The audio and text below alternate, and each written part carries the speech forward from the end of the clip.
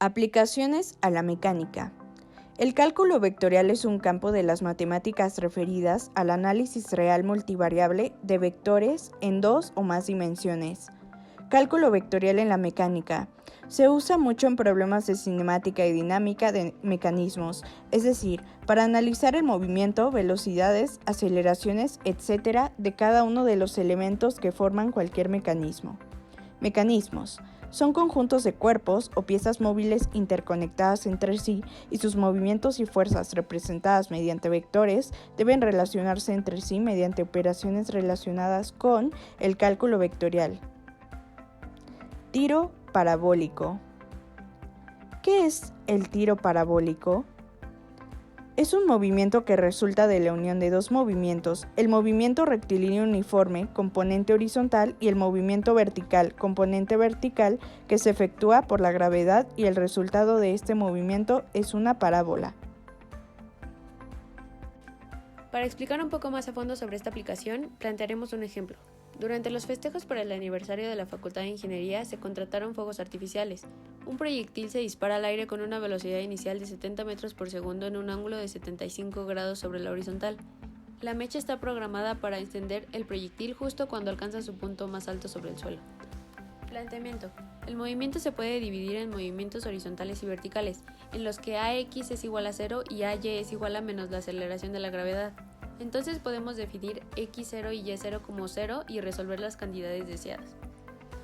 Para el inciso A calcularemos la altura en la que explota el proyectil. Por altura nos referimos a la altitud o posición vertical y por encima del punto de partida.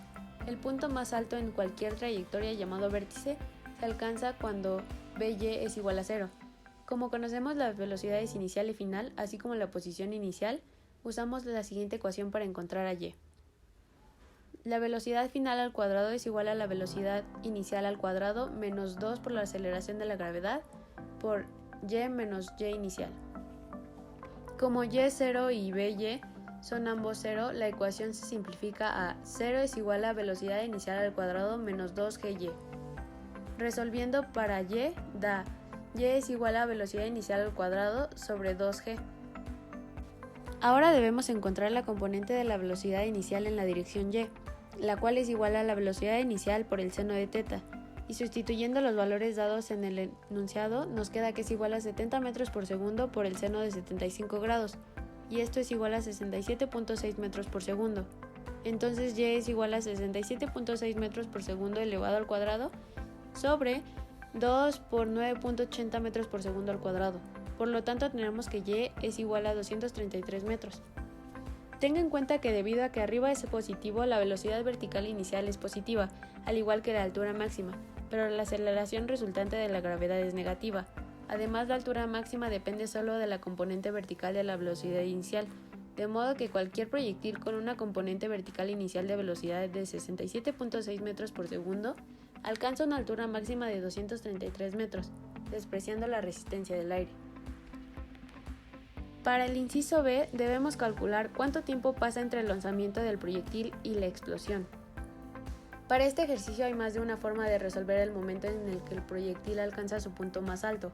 En este caso el método más sencillo de usar es BY es igual a velocidad inicial de Y menos G por T. Como BY es igual a 0 en el vértice, esta ecuación se reduce a 0 es igual a velocidad inicial Y menos G por T.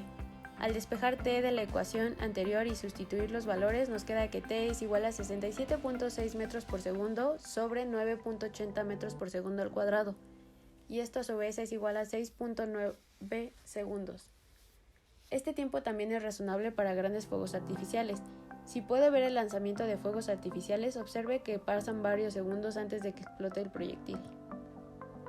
Para el inciso C debemos calcular cuál es el desplazamiento horizontal del proyectil cuando explota.